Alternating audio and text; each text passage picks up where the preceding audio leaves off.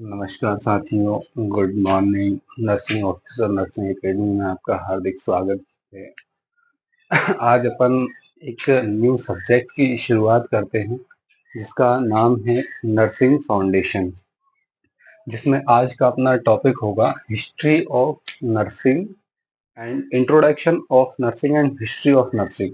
अपन आज इसमें दो टॉपिक को कवर करेंगे और इन दोनों टॉपिकों में मैं आपको ये बताऊंगा कि नर्सिंग की क्या हिस्ट्री रही है और नर्सिंग का क्या पहले इंट्रोडक्शन बताऊंगा नर्सिंग का, कि नर्सिंग की उत्पत्ति कैसे हुई है और नर्सिंग वर्ड कहाँ से लिया, father of nursing, mother of nursing, nursing के सिंबल क्या हैं, नर्सिंग की उत्पत्ति कैसे हुई है, कहाँ से नर्सिंग फेमस हुआ है। तो ये सारे टॉपिक आज अपन इसमें कवर करेंगे, है ना। तो बस आपको करना कुछ नहीं है, साथ में बने रहें मेरे साथ। सिर्फ ज़्यादा बड़ा टॉपिक नहीं है, आधे घंटे का टॉपिक है। कुछ चीज़ें हैं जिसमें इम्पोर्टेंट मायने रखती है, और आप अगर किसी कंपटीशन एग्जाम की तैयारी कर रहे हैं,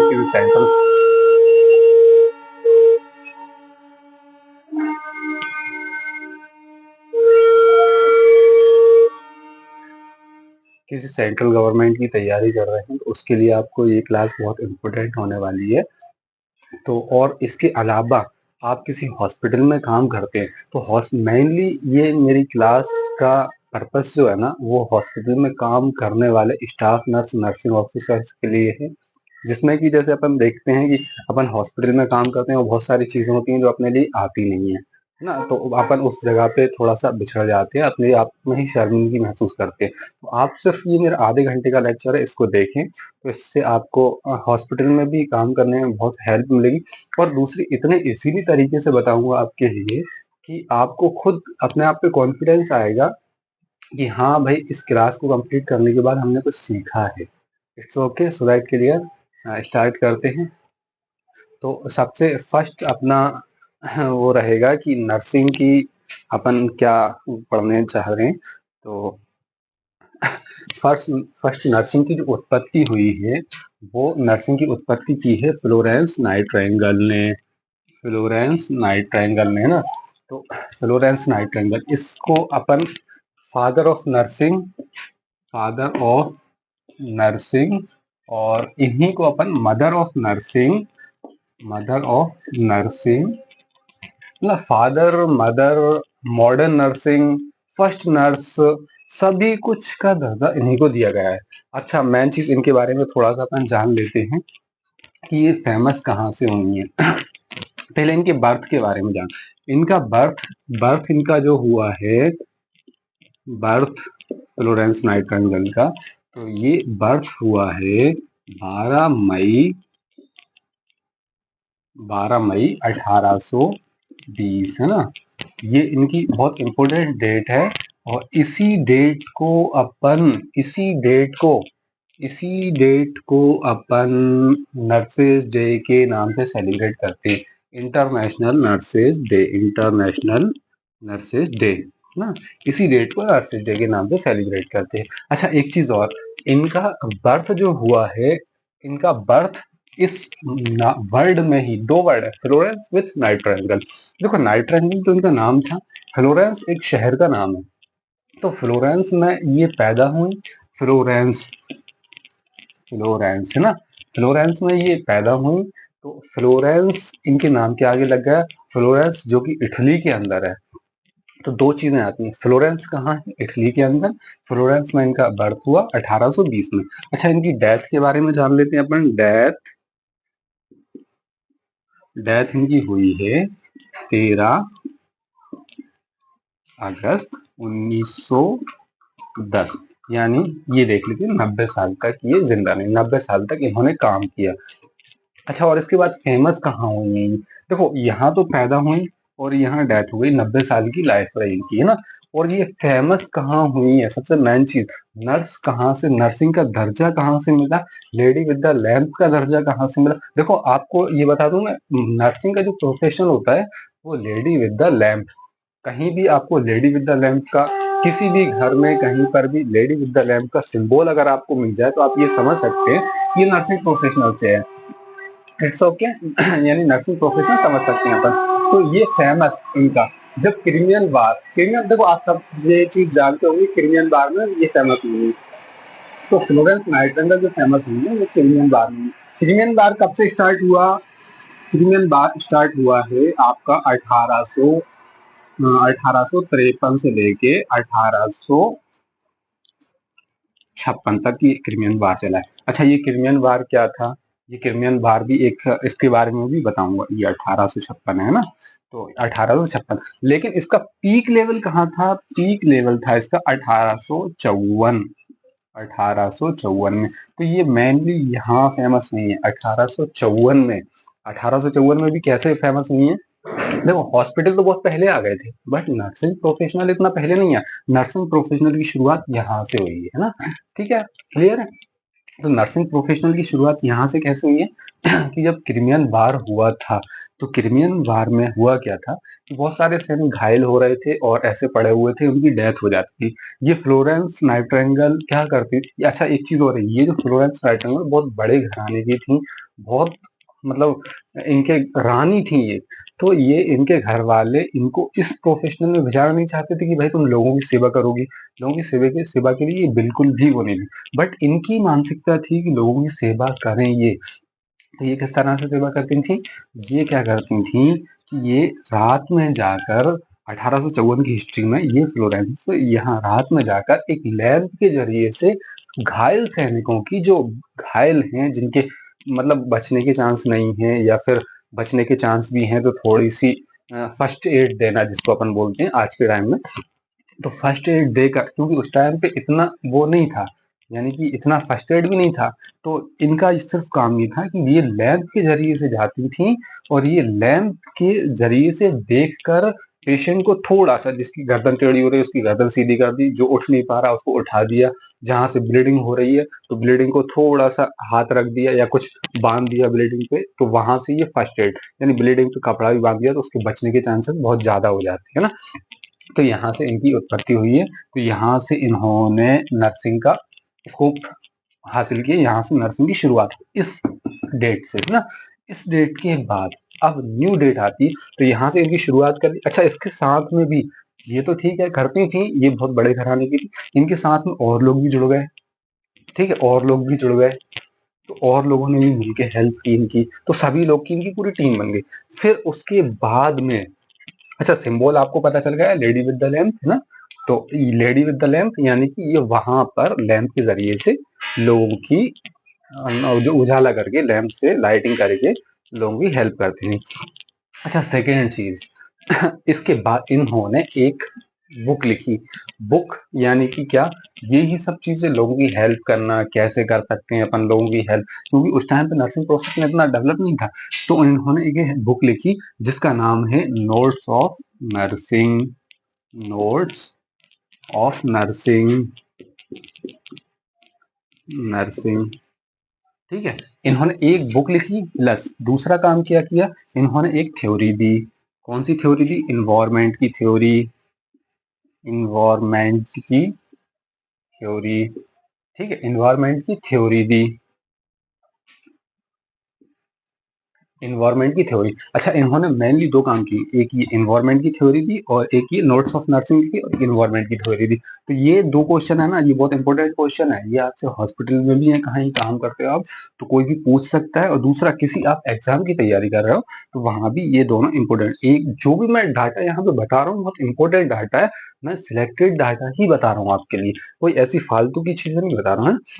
ठीक है, ये नोट्स लिखे और ये इन्वायरमेंट की थ्योरी लिखी इन्होंने ना, दो चीजें दी है ना। अब इसको अपन मेट कर देते हैं।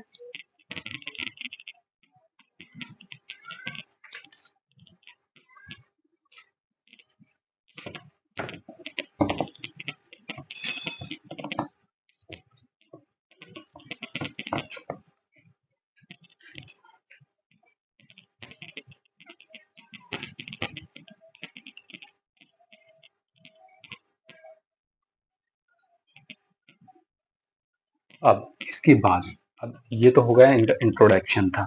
अब उसके बाद आते हैं अपन हिस्ट्री पे। ठीक है, तो हिस्ट्री में सबसे पहले क्या रहा कि सबसे फर्स्ट 1860 में,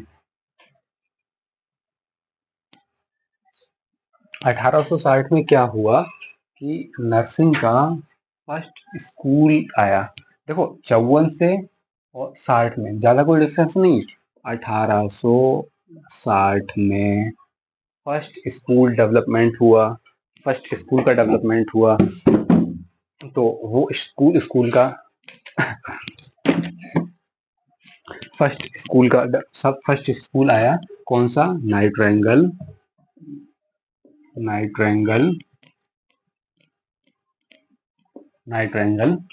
ट्रेनी स्कूल नाइट्रेंगल ट्रेनी स्कूल। ये स्कूल कहाँ था? ये स्कूल था लंदन में, ठीक है। ओ सॉरी, ये स्कूल लंदन में नहीं, ओके लंदन में ही ये स्कूल, फर्स्ट स्कूल लंदन में,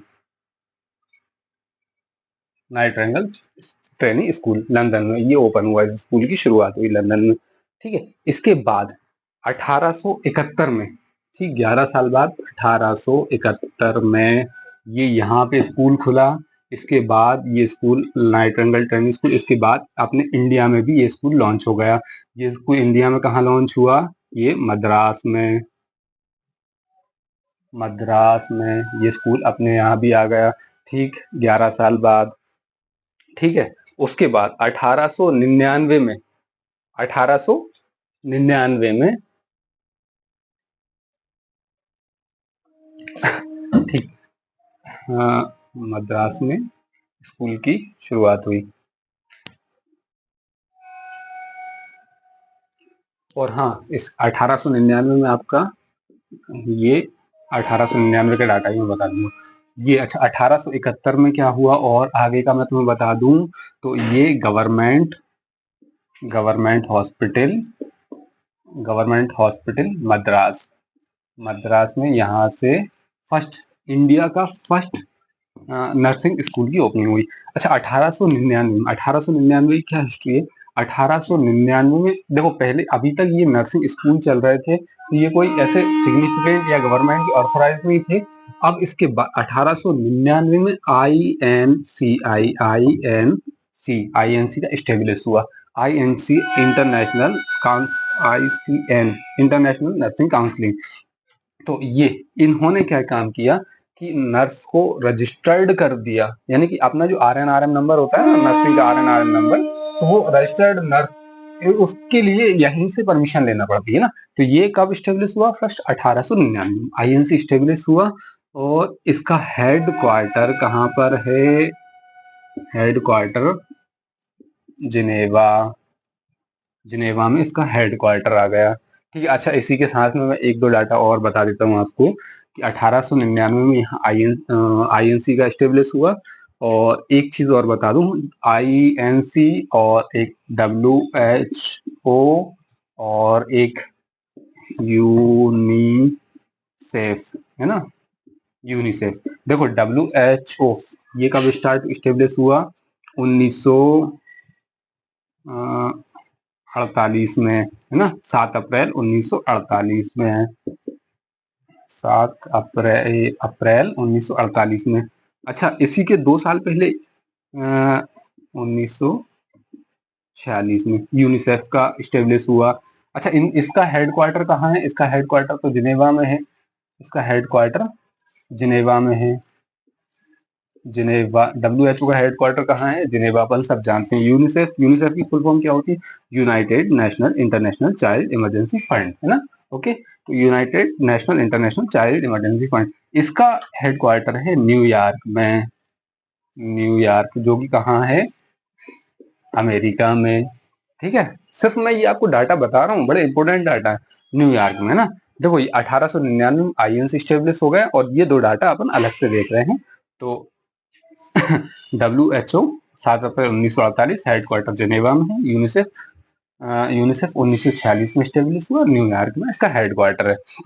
अच्छा एक चीज और, नर्सेज डे की थीम देना और नर्सेज डे सेलिब्रेट करना। नर्सिंग डे सेलिब्रेट कब करते हैं? अभी मैंने आपको बताया, वो फ्लोरेंस नाइटिंगेल की बर्थ पर। तो वो सेलिब्रेट करना किसका काम होता है, INC का, ना कि WHO का। अपन बहुत से लोग इसी चीज में कंफ्यूज होते हैं कि WHO नर्सिस डे सेलिब्रेट करता है, नर्सिस डे की थीम देता है, बट नर्सिस डे की थीम देना और नर्सिस डे सेलिब्रेट करना INC का काम होता है। इट्स ओके, क्लियर है यहाँ तक। अब इसके बाद ये INC स्टेब्लिश हो गई है। इसके बाद अब डेट आती है 1908 की, 1908 की, ठीक है। डेट बाय डेट चल रहा हूं, डेट बाय डेट सब डाटा अपन देख रहे हैं। 1908 में TNAI, TNAI training nursing association of India, इसकी शुरुआत हुई। अच्छा, इसका काम क्या होता है, training nursing association of India, इसका काम क्या होता है, इसका काम ये होता है, अपन देखो नर्सिंग में जॉब करते हैं ना, तो नर्सिंग में अपने पास, नर्सिंग में यानी कि जॉब करते हैं, तो इसका काम है कि नर्सिंग ऑफिसर को यानी कि आवर्स कैलकुलेट करवाना कि कितने आवर्स आपको मंथ में ड्यूटी करना है। बहुत से हॉस्पिटलों में ये होते हैं कि भाई आप 8-8 घंटे ड्यूटी करवा रहे हैं, 12-12 घंटे ड्यूटी करवा रहे हैं, तो उनके मंथ में अपन काउंट करते हैं तो 300 से 400 घंटे काम कर लिया उन्होंने। तो ये चीज को, इसको हटाने के लिए ये अपनी TNA का वो हुआ, तो इन्होंने क्या किया कि नर्स को एक फिक्स आवर्स का टाइम दे दिया, तो इतने ही आवर्स से ज्यादा आप किसी नर्स से काम नहीं करवा सकते। तो ये इस चीज को मेंटेन करता है ना। It's okay. इसके बाद अगली डेट अपन देखते हैं, ये यहाँ 1908 तक अपन क्लियर हो गए।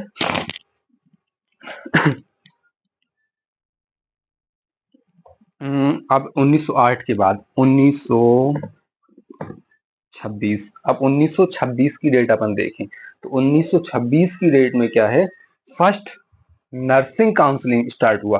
देखो यहाँ इंटरनेशनल काउंसिल नर्सिंग हुआ और first state nursing council start हुआ। स्टेट नर्सिंग काउंसिल,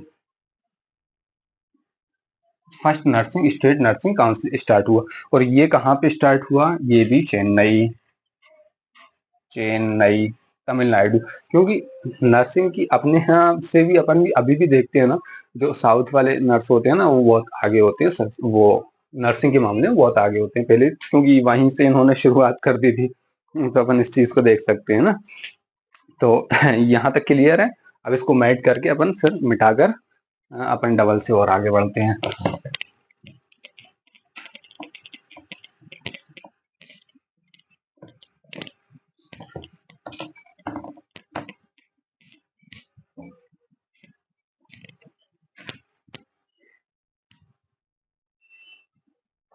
अब इसके बाद न्यू डेट आती है अपनी 1946, है ना। तो 1946 में क्या हुआ अपना, फर्स्ट BSc नर्स, अभी तक अपने यहाँ BSc नर्सिंग कोर्स नहीं चल रहा था, अब फर्स्ट BSc नर्सिंग का कोर्स स्टार्ट हुआ। तो ये फर्स्ट BSc नर्सिंग का कोर्स कहाँ स्टेब्लिश हुआ, ये फर्स्ट स्टार्ट हुआ दिल्ली में, और दिल्ली में राजकुमारी अमृत कौर, राजकुमारी अमृत कौर के नाम से ये वो इंस्टीट्यूट है। तो यहाँ पे फर्स्ट BSc का कोर्स स्टार्ट हुआ यहाँ पे दिल्ली में ना। ये एक डेट हो गई है ना। इसके बाद दूसरी डेट अपन देखते हैं। इसके बाद 1926 है, 46 नहीं, 1926। अब 1946 की डेट अपन देखते हैं। 1946 में क्या हुआ है, 1900 ओके सॉरी, ये 1946 में ही BSc का स्टार्ट हुआ था। और ये 1946 के बाद अपन अब पहुंचते हैं 1947 पे। ओके सॉरी, ये बाई मिस्टेक हो गया। 1946 के बाद, 1946 के बाद इंडियन नर्सिंग काउंसलिंग स्टार्ट हुई। 1946 में इंडियन नर्सिंग काउंसलिंग का जो एक्ट है वो लॉन्च हुआ, ठीक है, जिसका हेडक्वार्टर न्यू दिल्ली में है। न्यू दिल्ली, न्यू दिल्ली में इसका हेडक्वार्टर है ना। इसके बाद अब अपन जाते हैं 1949 में, 1959 में, 1959 में फर्स्ट MSc कोर्स स्टार्ट हुआ। MSc का कोर्स स्टार्ट हुआ 1946 में। सॉरी 59 में, 1959 में एमएससी का नर्सिंग स्टार्ट हो गया है।